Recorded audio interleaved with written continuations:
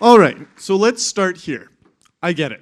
I grew up in Leduc, and when I turned 16 and actually I turned 17 and got my license, I was a little bit late, but that experience of freedom and being able to drive everywhere was something that I really valued growing up. So I get loving your car, and I get being able to commute that way dependent on where you live.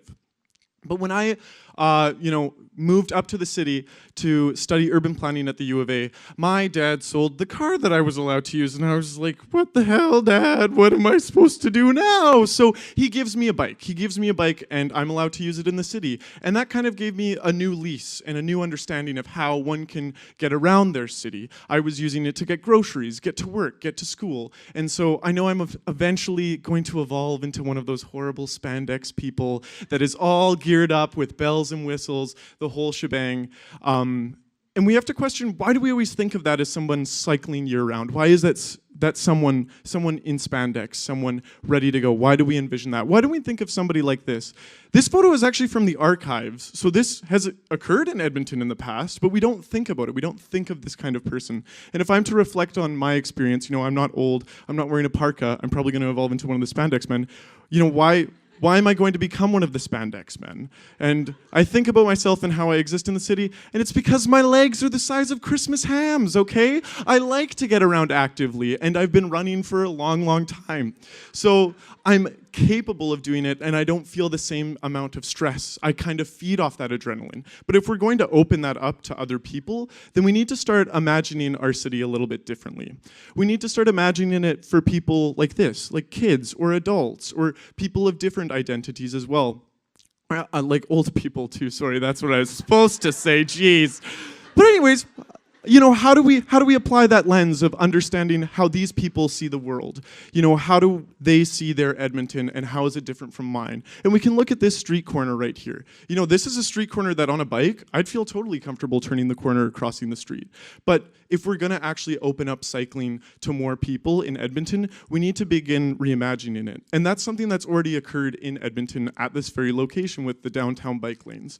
We see that on this area, we implemented some separated cycling facilities and put in bike boxes and a bunch of things. And this means that, somebody who doesn't lust for the adrenaline of biking through the city and just wants to get around on a bike and feel safe, that means they're separated from traffic and that they don't feel that same amount of stress or concern for their safety. And boom, look at all those people cycling. Wow, we just put some in and there they are. This is a photo from Winnipeg, but that could be us soon.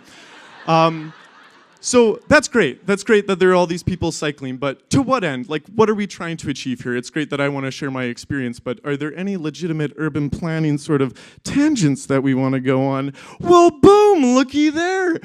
Compare the amount of space that cars take up to bikes.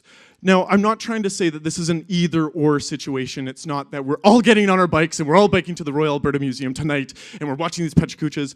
It's just providing people with options, providing everybody with a legitimate option that ensures that they can get around safely. And if we're able to start shifting people out of their cars, we can start reimagining parking lots like these and streets like these. We can start redesigning and redistricting some of the land uses that are there. This could be so much more effectively used instead of being full of cars, 5 days a week over the course of the day. It could be housing, it could be so many different things. And where we start making that shift is when we build infrastructure like this. And we can build it in appropriate places. We can build it where it's not going to congest the main roads. This is on 83rd, just north of White. And this is an effective place to put bike infrastructure because it's a bit of a compromise. It has the separated cycling infrastructure one-off, not as congestion causing. But we also have to recognize that there are different levels of bike infrastructure. We have this lovely separated lane. That base of separated lanes means that, someone can legitimately get around the city and feel not as much stress. But there's a Sharrow. Sharrows blow, okay? What 8-year-old is gonna bike in a Sharrow? That's not accessible at all. There's more that we can be doing too. We could be putting bike infrastructures, or bicycle parking. We can be clearing the routes in the snow. We can be doing a lot of different things that are gonna be helping us out in the longer term, being able to shift that mode to allow people to experience cycling. There's another exciting thing on the horizon that, if you might not have heard yet, is bike share that could be coming to Edmonton over the summer. And that's kind of like car share, where you're able to pick up a car, drive it somewhere else, and then drop it off. You could do the same with bikes. If we're able to open this up for equitable payment to ensure that those who are underprivileged can use bike share, that really opens it up for everybody.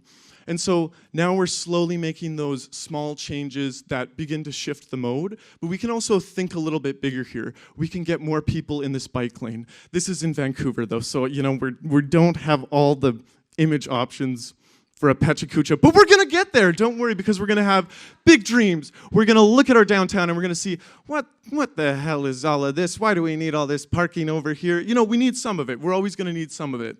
But if we begin to put some gentle density in, that means that people can live closer to the core. They can be closer to where they live, work, and play. It could look something a little bit like this, where there is still a little bit of parking, but there is that gentle density consistently throughout, so that someone can live nearby in the core and bike to work, or someone could use bike share through this core, drive downtown, and go between locations that they need to be at.